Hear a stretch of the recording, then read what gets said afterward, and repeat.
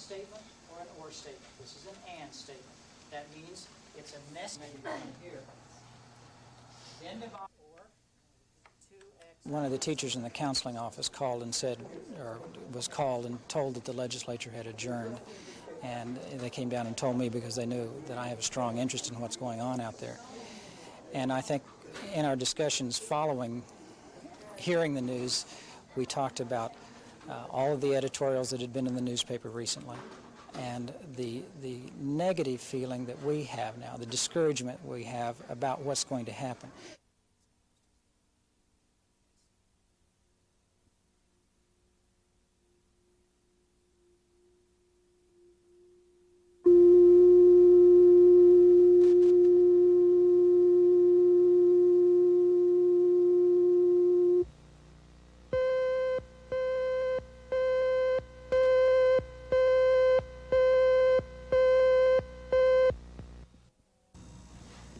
Baruch atah Hashem, Elokeinu melech haolam, asher kiddushanu b'mitzvotav, v'tzivanu lehadlik ner shel Chanukah.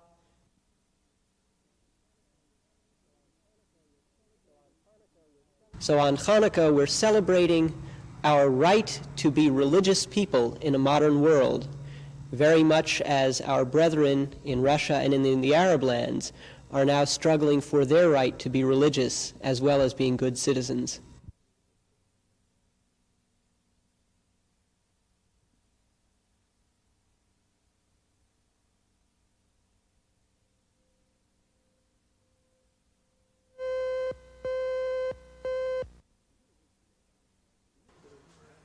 The University of Science and Arts of Oklahoma is a small school facing big problems. The university is a unique institution where students can learn the subtleties of life. Got so much contrast back there, it's fighting this nice stuff we have up front. The effects of the state budget crunch will be felt here soon, and faculty members are concerned.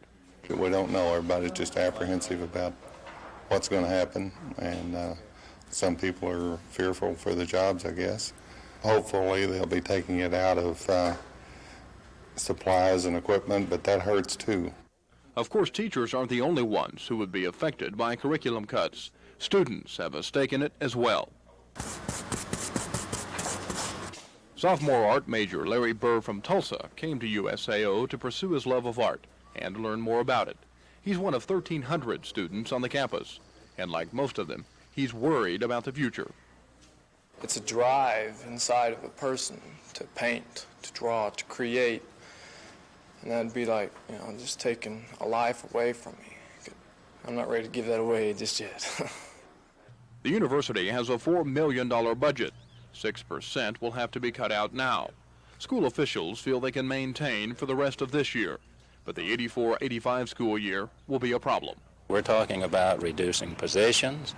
We're talking about reducing salaries, or a combination of both of those after we have already instituted all the savings that we can. While students continue to learn, university regents will be hard at work trying to decide what to do next.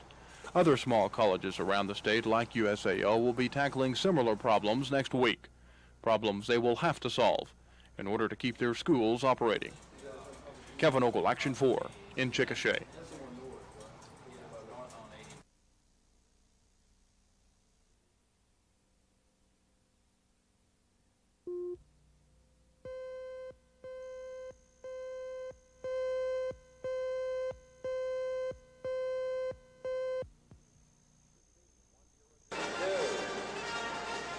The scene 1 year ago as Cowboys and rodeo champs invaded Oklahoma City. And this same scene is about to be repeated for the 25th year in a row, the National Finals Rodeo. In preparation this morning, a Grand Marshal was selected for tomorrow morning's parade. Rex Allen Jr. will kick it off at 10 a.m. in Stockyard City. Allen is a Grand Marshal with a special love for the sport. Rodeo has been very close to my heart for a long, long time. I grew up with it, participated in it, never was very good at it, but it's been great to me. And this afternoon, the rodeo cowboys were also busy getting ready for the big day tomorrow, blocking out the grand entrance, posing for a few pictures, and trying to fend off the nervous jitters. I imagine everybody here is nervous, just happy to be here more or less. Well, I think we're all pretty nervous, but I think that helps with your competitive attitude. Competition begins tomorrow night in front of a sold-out house. And nerves or no nerves, the best cowboys in the country are going to rodeo. Dan Slocum, Action 4.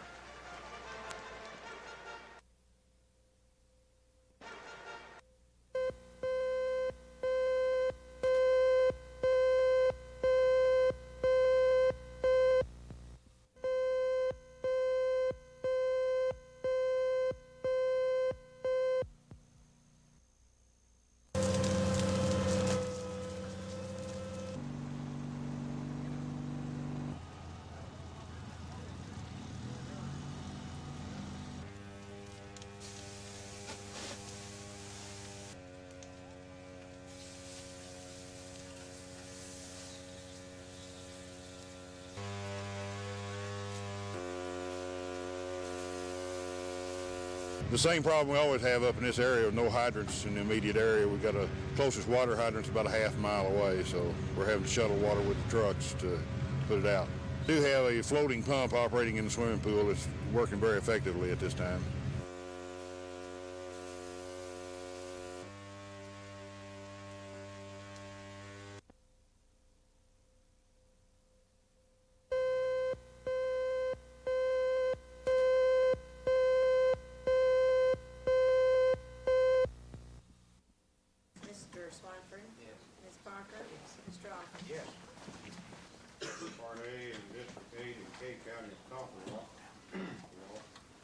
Extending west 1.7 miles, the traffic generated by these operations is primarily headed doubles.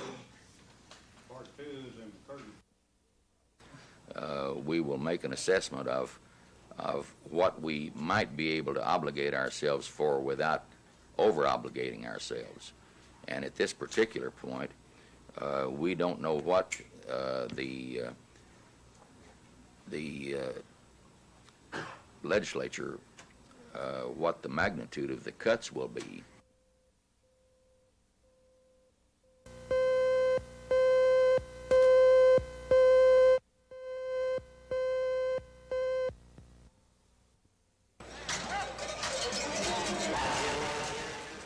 Oklahoma City has been the home of the National Finals Rodeo 19 years. It has been sold out the past 10 years. That's why towns like Las Vegas tried to put together a package offering more seating and lure the National Finals away from us. By playing host to the rodeo, Oklahoma City generates $10 million in revenue.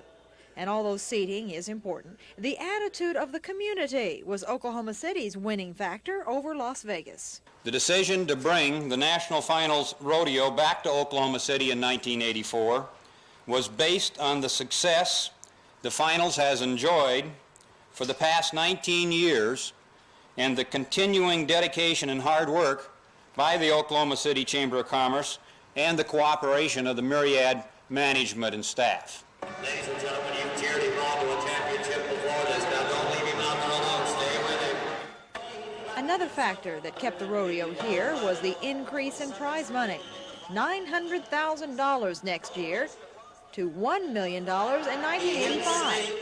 In the meantime, Las Vegas will probably try to come up with something even better next year.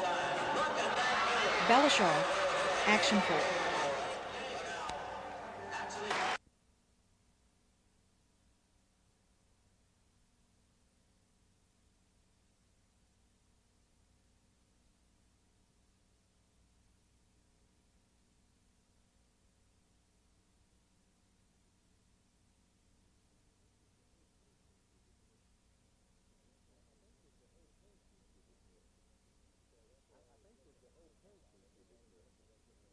I think that the whole case needs to be dismissed. So therefore, if Judge Bohannon gets out of it, and that enhances us getting out of the case, I think that's right and equitable for the state. If I said I did not have some apprehension about Judge Bohannon not being there, or the state being involved at a time when things are going so rapidly in the other direction, then I would be lying. In 11 years, we've made very little progress. We've made some progress from a physical standpoint, physical plans of new institutions and so forth and so on. It took 11 years to mount the physical site progress, and we have to deal with the mental aspect of corrections, and the mental aspect of correction hadn't been dealt with yet. When I say mental aspect, I mean the mental aspect of the correctional officials.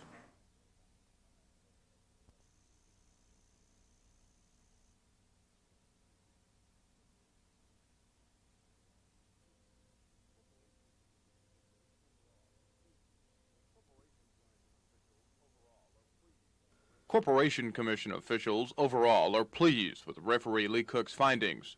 Cook has recommended Bell be granted $144 million in additional revenue, but he did not recommend an increase in the basic monthly costs, something both Attorney General officials and the Corporation Commission staff are pleased with. The bottom line of what the staff was after, the goals, was to keep local service at where it is now. And the referee, in his recommendation, is not putting any increase on the local service rate. So you as a residential ratepayer or a business will not have to pay a higher rate for their local service for your phone instrument right now than what you're paying today. Normally, in all rate cases, you're dealing with a historical test year. By that I mean you're dealing with known numbers, events, and incidents that's happened. In this particular one, we are dealing in a projected test year. That is, we're trying to determine what's going to happen after Bell Telephone Company is broken up. So that's what made it difficult. We're dealing with the future.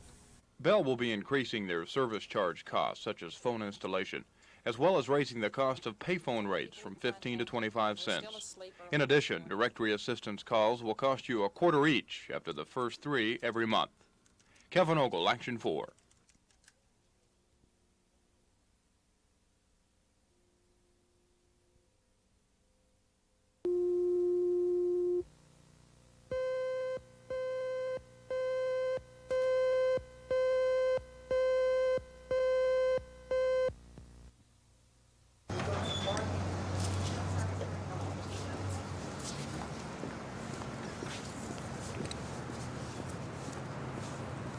Claim out of this. We know we can't get to trial before the first of the year, but we're ready to push, and we're going to push, and we're going to get this thing to trial. It's not going to be one of these deals where it's delay, delay, delay. We're ready to go to trial. We want to prove these people innocent, and we're going to.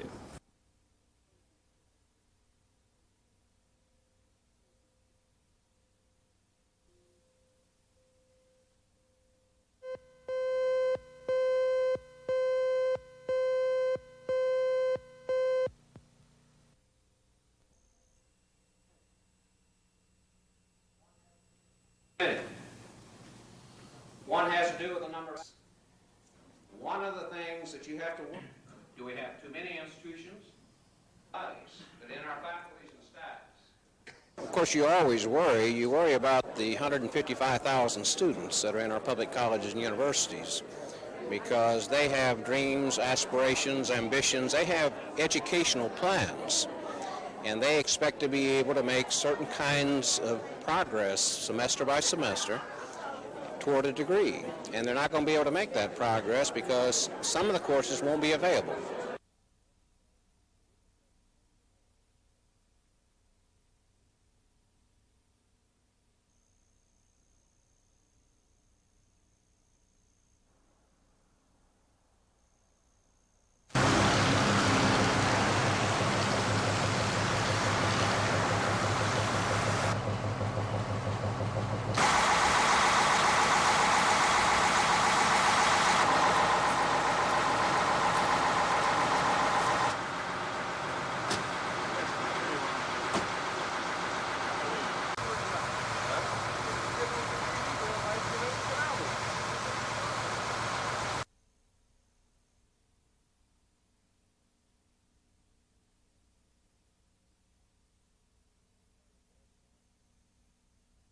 This is a great day for Oklahoma.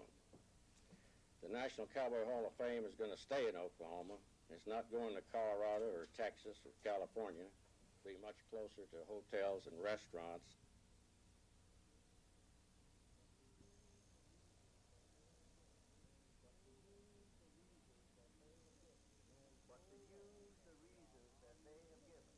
but to use the reasons that they have given, knowing full well that they are unmitigated lies, and to continue, even in the public, at a press conference where I was invited, and I'm going to tell you what I told Globe Life. I said, you offended me by sending me an invitation. Then they asked me, what about lunch? I said, I'd vomit it right on your lap.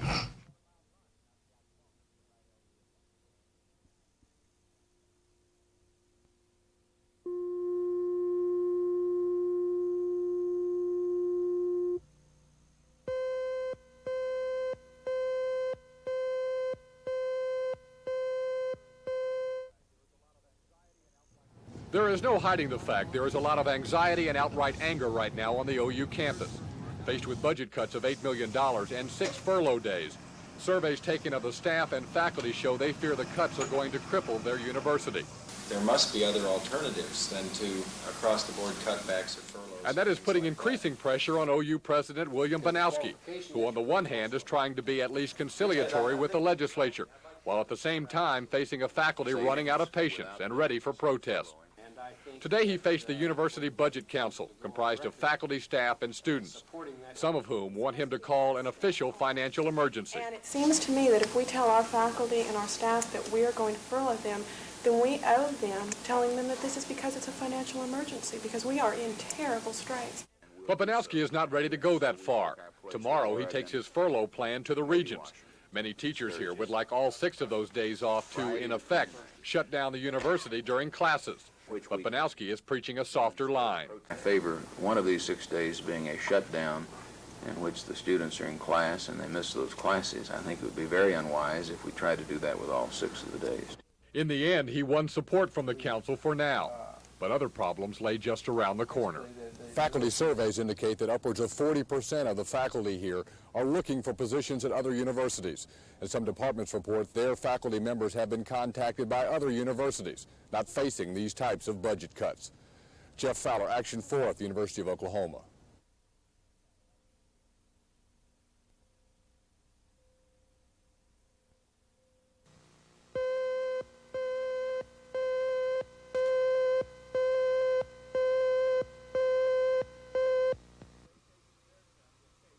Defense attorneys spent the day taking their turn with tapes federal investigators made during an influence-buying probe early last year. A few of the tapes were conversations between the defendant, Mike Combs, and the government's key witness, Richard Riley. But most of the tapes were Riley with other people. In one tape, Riley tells a colleague that a big man in the state told him he had to get out of the drug business and that he was going to get 5 to 10 years. In testimony, Riley said he was referring to Combs. The defense attorney asked, "It wasn't Bill Keister in the Narcotics Bureau?" Riley said no, it was Mike. But in the next tape, a phone call made only minutes later, Riley again said he had been told to get out, but this time he identified his source as a big man in the state Narcotics Bureau. The defense attorneys are trying to do exactly what they said they would do when this trial began. That is, to discredit Riley as a witness and to use the tapes to show just exactly what was really going on between Riley and Mike Combs.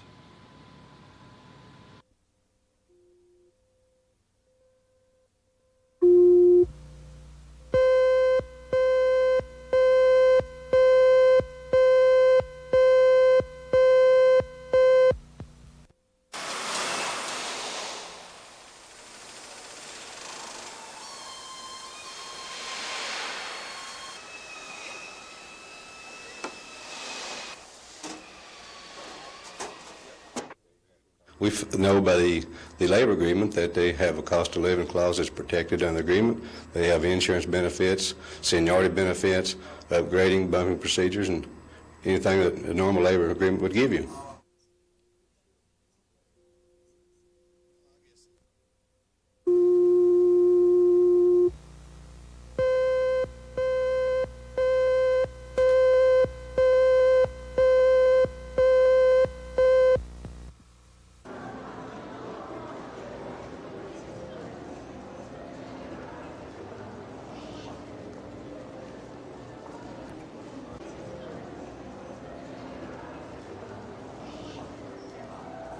How come you waited so long? to do. Didn't have no money before. Are you doing any last-minute Christmas shopping? No, I've just about got it all done. I'm surprised it's not more crowded out here. I know it. I think they've run out of credit cards. I'm birthday shopping. Oh, your birthday shopping? Yes. His birthday. I'm finished. I work in retail, so I get it all done early. You work in retail? Yeah. What have you seen in terms of people buying? It's really picked up this year a little bit. In our store, we're in a home furnishing store, so it's picked up just a little bit.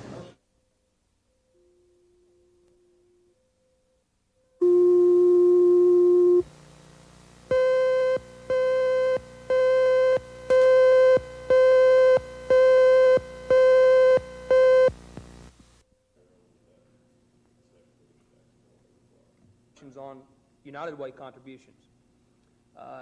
It's kind of up to them. At that point, we'll help them. But I understand the Board of Regents have found a particular volunteer program. I don't ever suggest any of them. Under the law of the state of Oklahoma that allows you to provide a gift back to the state of Oklahoma, I've actually contributed, my $229, the 5% of my gross salary for the month of December. I've contributed that back to the state of Oklahoma, and as the statute provides, with instructions for it to go back to the Attorney General's office, a budget, hopefully. In other words, I'd actually be contributing that to the pie we'll cut up for my own people's salaries, if we can actually make sure it gets there.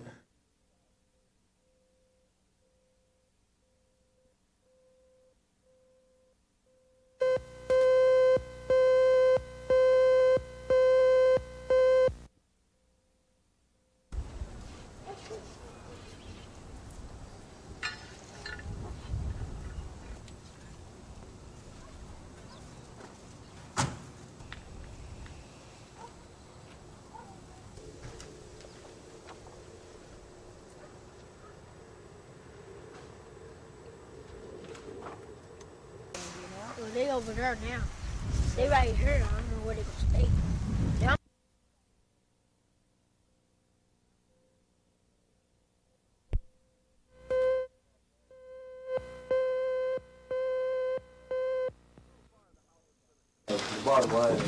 So far, the House and Senate committees have cut nearly $75 million out of the current budget. They plan to meet again after the holidays and trim another $50 million out of education spending. A lot of that money is saved by getting rid of more than 1,300 state jobs. Most of those jobs are already empty, victims of a hiring freeze. Others will be eliminated between now and June 30th.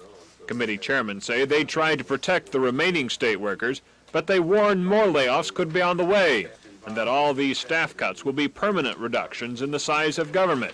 And those reductions are going to be felt by taxpayers. The fact is that the real losers are going to be school children. They're going to be students in higher education who are hoping to get more opportunities in life than they'll get without that college degree. It's going to be sick people. It's going to be poor people and old people.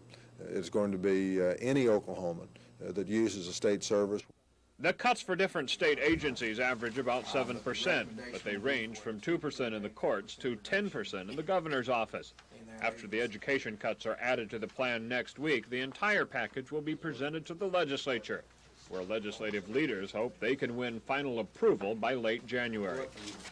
Charles Schnitzer, Action 4, at the state capitol. Resources came in with $755,673 over.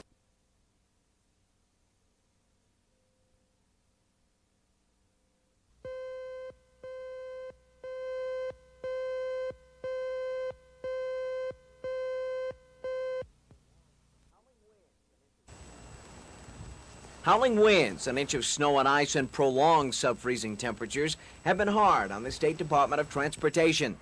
Some of the old hands who have worked the highways for more than 30 years say this kind of cold snap is the toughest to battle. It seems salt does not melt the ice when the temperature dips below 10 degrees. It's been a tough week for state crews out on the streets, but in the budget room it's been worse. This early taste of winter has taken a big bite out of the budget, and now administrators must find a way to cut back. If we get more storms like this one's a particularly expensive one. If we get several more of these, we'll run out of the money that we've allocated for snow and ice removal. What that really means is we'll take money that we've allocated for litter pickup as an example. We've set back well over $1 million to pick up litter. We'll have to shift some of that money into snow and ice removal, so we won't pick up as much litter, but we'll still keep the roads as clear as we can. But the Transportation Department is not counting on having to juggle the books to keep snow off the streets. It's up to Mother Nature now. If January and February prove to be mild, the agency should be able to avoid a fiscal dilemma.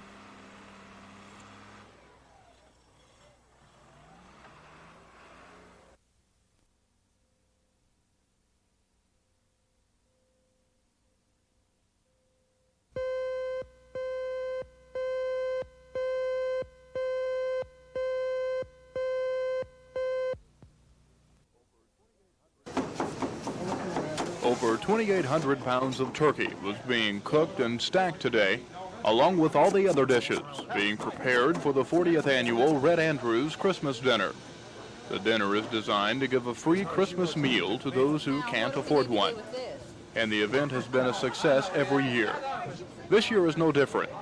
And although organizers say funding is down, the spirit is high. We had difficulty raising the money this year, but it's okay. You know, it'll work out.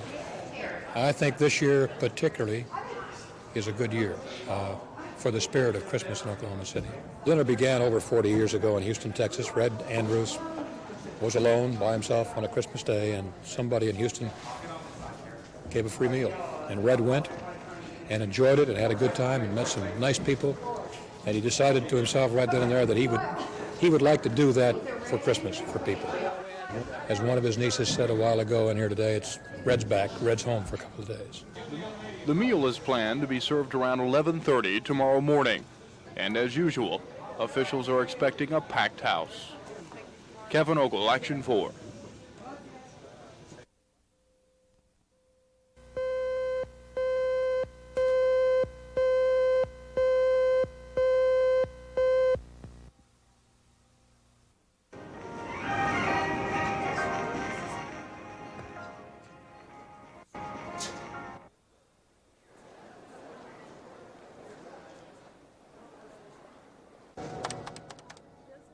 It's a time of excesses. We've eaten too much and drank too much and shopped too much. We've spent too much money, and now the bills are coming due, and we're exhausted, and we've had an overload, and it's just a time of excess and excessive everything, and people are depleted, and now they need to lie low for a little bit.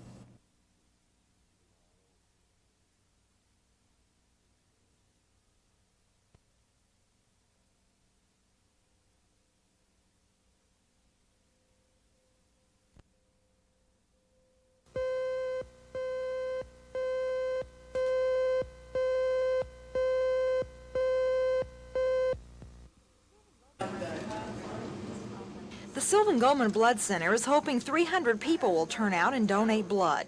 It only takes 30 minutes, and the amount of blood donated is slightly less than a pint. Technicians will monitor a person's blood pressure and ask questions about their health before the needle goes in. A lot of people look at donating blood as giving a gift. Helps people out. I would hope somebody would do it for me if I needed it. The Sylvan Goldman Center also has some gifts for the donors. Gourmet dishes supplied by caterers and top restaurants, prizes like entertainment tickets and shopping certificates. We have so many people that donate with us throughout the year out of the kindness of their heart, and this is a special thing that we can do for them. A lot of the people that come in to donate with us today will be regular donors with our donor groups, and since they donate 2 or 3 times a year, for nothing, essentially, then this is an opportunity to do something special back for them also. The center has invited hundreds of businesses to come visit Wednesday from 9 a.m. to 4 p.m. Many people forget to donate blood during the holidays. Perhaps the month of January will be a better reminder, as it has been proclaimed National Volunteer Blood Donor Month. Bella Shaw, Action 4 at the Sylvan Goldman Blood Center.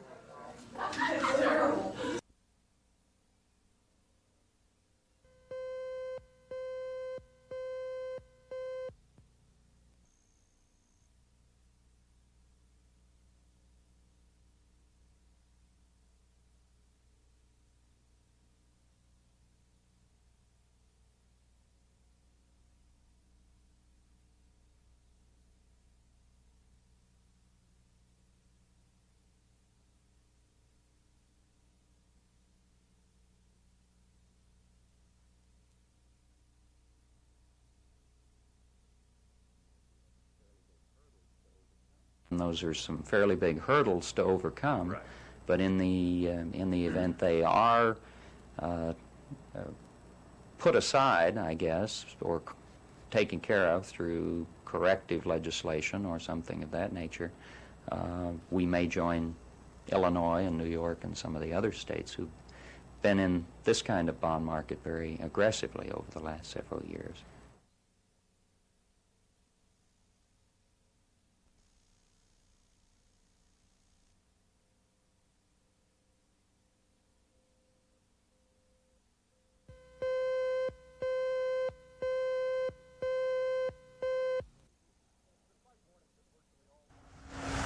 Despite warnings that virtually all state roads would be treacherous this morning, lots of people took their chances, and a lot of them ended up in accidents. Officials report there weren't enough wreckers to tow them all in. This California truck driver had his 18-wheeler overturned in the median of I-40 near Yukon. It was just one of dozens of accidents on Oklahoma interstates.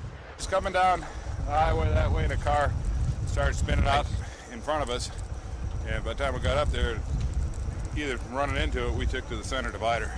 My partner, he got bruised up a little bit, but he was driving.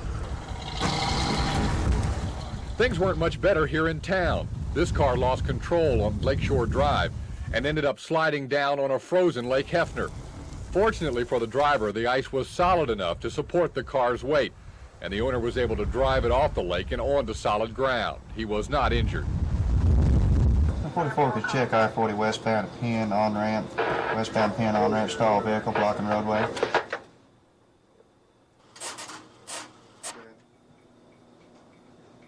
Any unit near the crosstown.